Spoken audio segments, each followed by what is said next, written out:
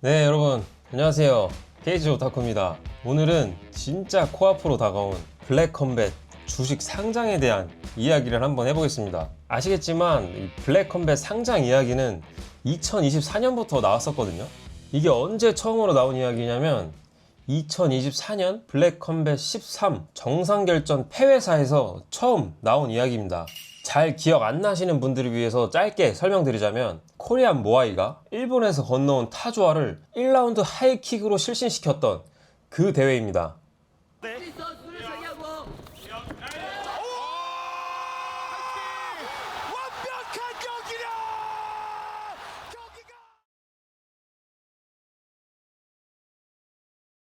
이때 검정 대표님이 폐회사에서 2025년에 블랙컴뱃을 주식시장에 상장시키겠다 라고 선언을 했었죠. 그래서 2025년 내년 저는 나머지 바꾸지 못했던 것들을 모조리 바꾸려고 합니다. 자, 국내 정상 바뀌었죠. 이제 세계 정상을 바꾸려고 합니다. 다들 또 무슨 소리냐 하실 수 있는데 내년에 반드시 아시아 최초로 그리고 세계에서 두 번째로 블랙컴뱃을 상장시키겠습니다. 하지만 이 과정에서 엮여있던 캐나다 쪽 법인 회사랑 문제가 생겼나봐요. 그래서 다른 법인 회사랑 계약하느냐고 기간이 좀 많이 미뤄진 것 같아요. 그래서 이게 2026년까지 1년이나 미뤄지고 있는 건데 진짜 빠르면 다음 달에 캐나다 시장에서 블랙컴뱃의 주식이 거래가 가능할 수도 있을 것 같습니다. 그럼 본론으로 들어가기 전에 이 세 가지를 먼저 알아야 됩니다. 첫 번째, 블랙컴뱃과 이데아 파라곤입니다. 우리가 아는 본체죠. 이데아 파라곤은 블랙컴뱃이라는 브랜드의 회사명이라고 생각하시면 편합니다. 그러니까 블랙컴뱃이 이데아 파라곤이고 이데아 파라곤이 블랙컴뱃인 그런 관계라고 생각하시면 돼요. 그리고 두 번째, GSL입니다. 이 GSL은 글로리어스 석세스 리미티드의 줄임말인데 블랙컴뱃이 홍콩에 세운 지주회사입니다. 쉽게 얘기하면 블랙컴뱃의 해외 진출용 본부라고 생각하시면 돼요. 작년에 블랙컴뱃이 홍콩으로 휴가 겸 출장을 간 적이 있었는데 아마 이 회사 때문에 가지 않았을까 싶습니다. 마카오박입니다. 왜 마카오박이냐? 제 성이 박이고요. 여기가 바로 마카오가 있는 홍콩이기 때문입니다. 네, 출장 겸 왔는데 이제 그리고 셋째, 로시니 캐피털입니다. 이 로시니 캐피털이라는 회사는 캐나다 시장에 이름표만 걸어놓고 실제 사업은 하지 않는 그런 껍데기 회사라고 생각하시면 되는데 이걸 전문 용어로 CPC라고 하거든요. 역인수를 목적으로 만들어진 껍데기 회사로 캐나다에서 외국 기업들의 진출을 쉽게 하기 위해서 만든 그런 제도입니다. 근데 이건 굳이 모르셔도 돼요. 아무튼 이 블랙컴뱃이 캐나다의 제도를 이용을 하는 거고요. 이 세 가지만 기억하시면 뒤에서 이야기할 본론 내용을 이해하시는데 편하실 겁니다. 이데아 파라곤의 블랙컴뱃, 홍콩의 GSL, 캐나다의 로시니 캐피털. 그럼 이제 본론으로 들어가서 왜 대한민국 시장이 아닌 캐나다냐? 이게 궁금하시겠죠? 블랙컴뱃은 주식시장에 처음부터 줄 서서 들어가는 전공법 대신에 이미 상장되어 있는 로시니 캐피털이라는 빈 껍데기 회사를 인수해서 들어가는 우회 상장 방식을 선택을 한 거예요. 만약 일반적인 상장을 한다고 치면 회계감사 받고 또 심사 받고 IPO 기업 공개하고 이런 복잡하고 어려운 절차들을 모두 거쳐야 증권 시장에 들어갈 수가 있지만 이 캐나다의 제도를 이용하면 상장되어 있는 빈 회사를 통해서 보다 쉽게 증시에 들어갈 수 있기 때문에 이 방법을 선택한 것 같아요. 그리고 한국 시장 상장에 어려움도 있습니다. 근데 이건 제 추측이고 진짜 이유는 블랙컴뱃 임원진 분들이 아시겠지만 한번 이야기 해볼게요. 제 생각엔 한국 거래소는 지금 당장 돈을 얼마나 버냐, 영업이익이 얼마냐 이런 거를 굉장히 엄격하게 따지거든요. 근데 블랙컴뱃 같은 격투기 단체처럼 초기 투자가 많이 들어가는 성장형 기업은 상장하기가 쉽지가 않습니다. 홍콩의 법인을 설립한 이유도 캐나다 주식시장에 상장시키기 위해서지 않았을까 싶습니다. 왜냐하면 이건 강대호 기자님의 글인데 블랙컴뱃이 홍콩에 법인을 설립한 이유가 자본 이동이 자유롭고 외환 규제가 거의 없고 법인세 같은 세금이 낮은 편이고 국제거래에 유리한 법률 환경이 조성되어 있기 때문이다 라고 하시더라고요. 그런 홍콩의 장점들을 이용하기 위해서 홍콩에 법인 회사를 설립한 것 같아요. 그리고 상장시키려고 하는 캐나다의 거래소가 TSXV라는 거래소인데 TSXV는 이런 느낌이에요. 너네 아이템 신선한데? 너네 성장 가능성 야무지겠는데?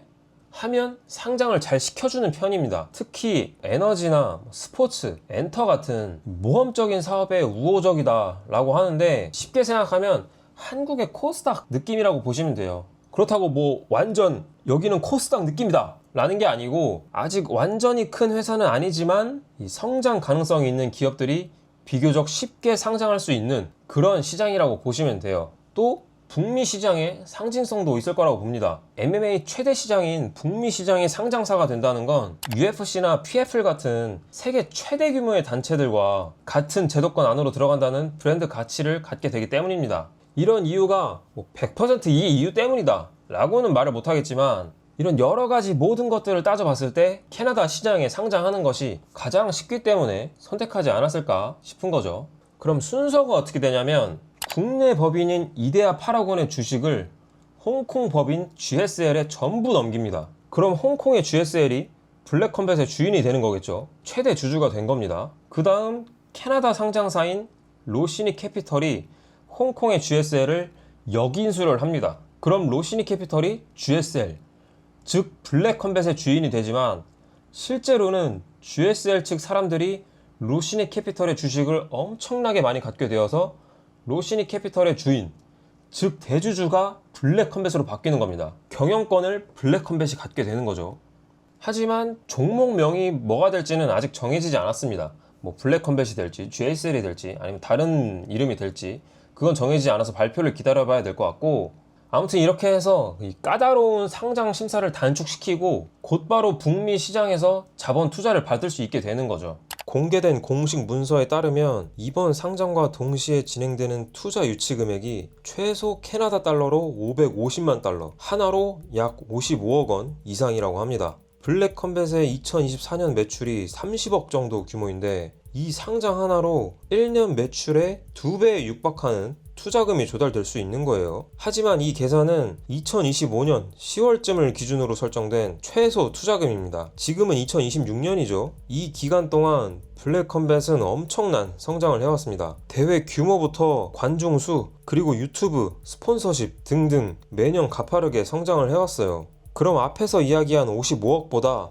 더 많은 투자금이 유치될 가능성도 있다는 거죠. 최소값이 55억이 되는 겁니다. 근데 그렇다고 해서 상장만 하면 55억을 받는다, 이런 얘기는 절대 아닙니다. 상장하면 받는 돈이란 얘기가 아니라 상장을 성사시키기 위해서 먼저 확보해야 하는 투자금이 55억이라는 거예요. 이 투자금이 모집되고 거래소 승인에 필요한 기타 다른 조건들이 모두 충족되게 되면 거래소에 상장이 돼서 블랙컴뱃이 이 투자금을 소유할 수 있게 되는 거죠. 그래서 한 줄 요약하면, 블랙컴뱃이 캐나다 주식시장에 상장되어 있는 회사를 인수를 해서 북미 증시에 데뷔를 한다. 빠르면 다음 달 상장이 된다. 이게 조금 어려우실 텐데 제가 최대한 쉽게 설명해 보려고 했거든요. 근데 이게 이렇게 이야기를 해도 조금 어려운 것 같아요. 근데 굳이 이해 안 하셔도 됩니다. 그럼 이어서 블랙컴뱃이 캐나다 주식시장에 상장하면 뭐가 좋냐에 대해서 이야기해 보겠습니다.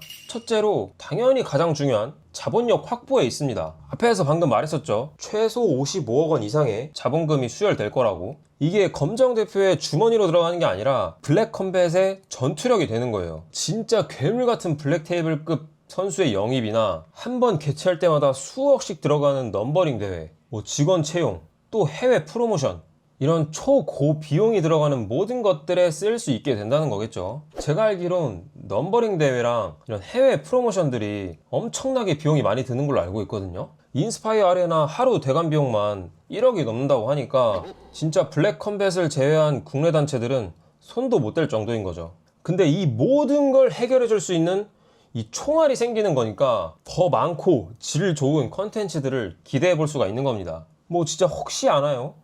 머지 않아서 UFC PI 같은 블랙컴뱃 PI가 생기게 될지. 둘째로 공신력입니다. 글로벌 시장에서 대우를 받게 되는 공신력을 갖게 된다는 거예요. 지금 전 세계 격투기 단체에서 상장되어 있는 단체는 UFC가 유일하거든요. 근데 이 UFC도 UFC라는 이름으로 단독 상장되어 있는 게 아니고 TKO 그룹 홀딩스라고 WWE랑 합병해서 이 TKO 그룹 홀딩스라는 지주회사 밑으로 들어간 거예요. 궁금하실까봐 첨부해드리면 TKO 그룹 홀딩스는 2023년 9월 약 100달러 가격에 상장을 해서 26년 3월 약 226달러까지 상승했었고 지금은 약 190달러 정도의 주가를 유지하고 있습니다. 상장한 지 1년 반 만에 2배 이상의 상승을 보여주고 현재는 약간의 조정을 받고 있는 상태예요. 그러니까 UFC를 단독으로 투자할 수 있는 건 아니라는 겁니다. 아무튼 굳이 따지자면 UFC가 세계 최초 주식 상장 단체인데 블랙컴뱃이 UFC 다음으로 주식시장에 상장하게 된 단체가 된 겁니다. 심지어 블랙컴뱃은 단독으로 상장하는 거죠. 어찌 보면 최초이다 라고 말할 수도 있는 거예요. 근데 이게 왜 좋냐면 블랙컴뱃은 더 이상 격투기 단체가 아닌 게 되는 겁니다. 뭐 물론 당연히 격투기 단체는 맞는데 북미 증권시장이 인정한 글로벌 MMA 기업이 되는 거죠. 이 상장사라는 타이틀 자체가 이런 협상 테이블에 앉았을 때 엄청난 신뢰를 줄 수 있게 된다는 거죠. 이어서 셋째, 진짜 팬들이 주인이 될 수가 있습니다. 아마 이것 때문에 가슴 뛰는 분들이 많으실 것 같거든요.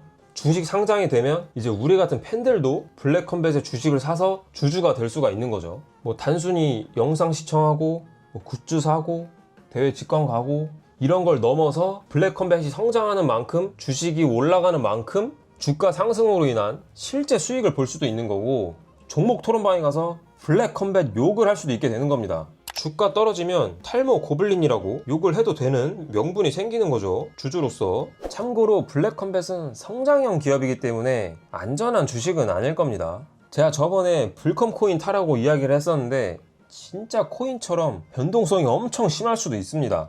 네. 자, 마무리하자면 물론 우회 상장이라는 게 변수도 많고 상장 후에 주가가 어떻게 될지는 아무도 모릅니다. 하지만 분명한 건 검정 대표는 지금 대한민국 격투기 역사상 이 세계 격투기 단체 역사상 아무도 가보지 않은 길을 가고 있다는 거예요. 진짜 빠르면 다음 달 캐나다 거래소에서 블랙컴뱃의 주식을 거래할 수 있게 되는 날 한국 격투기에 새로운 시대가 열릴지도 모르겠습니다.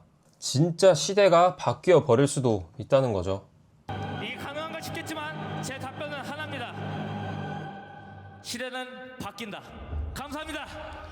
검정 대표님이 얼마 전에 한 언론사 인터뷰에서 이런 말을 했더라고요. 기자분이 10년 뒤에 블랙컴뱃의 모습을 묻자 그때는 UFC를 잡았겠죠. 세계 정상에 있지 않을까 싶습니다. 라고 했는데 블랙컴뱃이 격투기 단체로 출범한 지 이제 4년 됐다고 했었잖아요. 그럼 지금부터 10년 뒤면 2036년인데 그때는 블랙컴뱃이 어디까지 가 있을까요? 챔피언은 누굴까? 상상해 보십시오. 오늘 내용이 조금 어려우셨을 텐데 총 정리를 해보자면 블랙컴뱃이 전 세계의 돈을 끌어모아서 UFC와 맞짱을 뜰 준비를 마쳤다. 제가 지금 뱉은 말 3년 안에 지키나 또 지켜봐 주십시오. UFC 조금만 기다려라.